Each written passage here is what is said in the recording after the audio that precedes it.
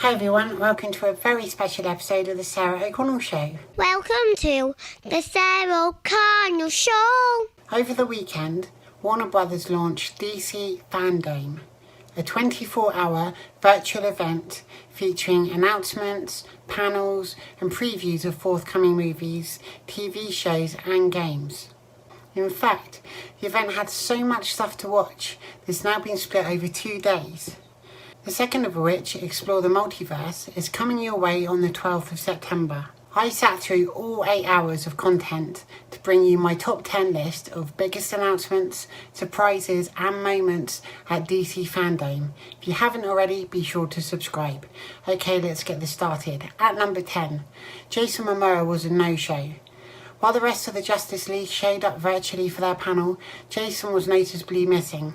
He didn't even appear at the Aquaman panel. That's like a Mary Poppins film without Julie Andrews, and nobody wants that. Ironically, Julie Andrews wasn't in the Mary Poppins Return movie because she was actually playing a CGI monster in Aquaman instead. During the panel, director James Wan teased that the sequel is going in a new direction and will be a lot more serious. I personally hope it retains the humour of the original because any film with talking fish really shouldn't be taking themselves too seriously. At 9, Dwayne "The Rock" Johnson gave the first insight into Black Adam. The film isn't even in production yet, but they did show some concept artwork. Dwayne revealed that Black Adam was imprisoned for 5,000 years, is one of the most powerful characters in all of the DC universe, but then he probably would say that, and he'd like to go on an adventure with Wonder Woman and even teased an eventual showdown with Superman. Dwayne said that the anti-hero will stay faithful to being vengeful and ruthless. That pretty much sounds like he's threatening to make 10 more Fast and Furious movies to me. The Rock also confirmed that Hawkman, Dr. Fate, Cyclone and Atom Smasher will be in the film too as part of the Justice Society of America. Black Adam's coming your way in December 2021. Unless it gets delayed like pretty much everything else at the moment. In at number 8, Warner Brothers Games Montreal revealed their brand new game Gotham Knights with a new trailer and gameplay footage. Set in a post-Batman world, if you can imagine such a thing, you get to play as Nightwing, Batgirl, Red Hood and Robin in an open-world action RPG. The game is scheduled for release in 2021 on PlayStation 4 and 5, Xbox Series X, PC and Xbox One. It's a 2-player game so you can team up with a friend to patrol the streets of Gotham and battle iconic supervillains such as Mr. Freeze. In the introducing Flash panel, it's revealed that Barry Allen is getting a brand spanking new Flash suit, designed by Bruce Wayne himself. It looks a lot slicker and more aerodynamic than his previous one, which was honestly a geometric mess. Loosely based on the Flashpoint storyline, which you may be familiar with, the time-travelling adventure will feature at least 2 Batmans, as both Ben Affleck and Michael Keaton are both on board. The Flash movie is speeding into cinemas in 2022. In at number 6, writer and director James Gunn spilled the beans about the new Suicide Squad movie. Several cast members are returning, including Margot Robbie, of course Harley Quinn, Viola Davis, Joel Kinnaman and Jay Courtney. Joining them are Idris Elba as Bloodsport and John Cena as Peacemaker. The big news, however, is that Polka Dot Man and King Shark are going to both be in the movie. We also got a first behind-the-scenes look at the war film, which will hopefully be on track to explode into the cinemas on the 6th of August 2021. At 5, the Shazam panel revealed very little about the forthcoming sequel, but did confirm the title, which is officially Shazam! Fury of the Gods. There was also a fun moment where the actor Sinbad crashed the panel to try and get a role in the forthcoming film. Sinbad famously starred as a non-existent version of Shazam in the 1990s, which is a great example of the Mandela effect. If you don't know what that is, Google it, you are in for a flipping treat. And number 4 is a game with a twist. Rocksteady Studios' new game is called Suicide Squad Kill the Justice League.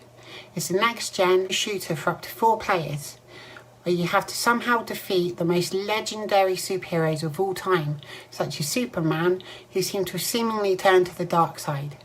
The game is scheduled for release in 2022 on PlayStation 5, Xbox Series X and PC. Now for my top 3 moments.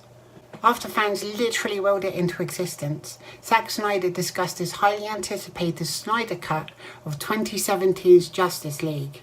It will be released as 4 one-hour episodes, with a combined 4-hour version planned at a later date. The big news, however, is that Justice League the Snyder Cut will be available internationally.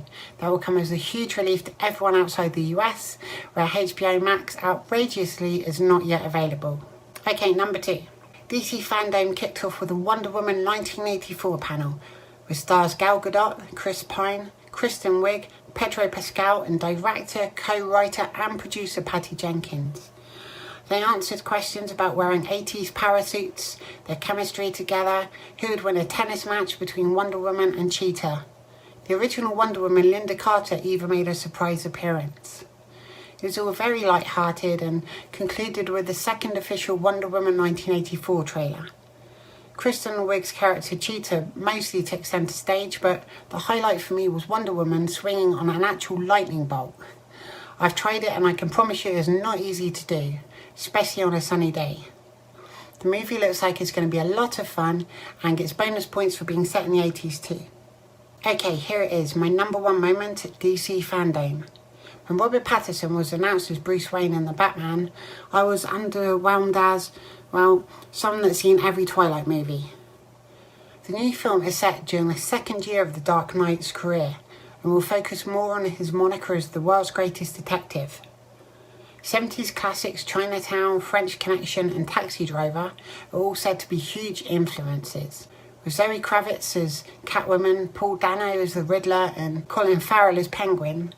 The film will also serve as their origin stories too. Still early in production, Matt Reeves revealed footage from The Batman, which is, I'm very pleased to say, off to an incredibly promising start. With filming set to resume soon, the film is scheduled for release on the 1st of October 2021. Thanks for watching my top 10 DC FanDome moments.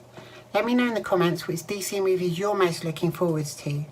If you haven't already, be sure to share, subscribe, give this video a big thumbs up and leave lots of lovely comments. I will see you all again soon for another episode of The Sarah O'Connell Show. Bye!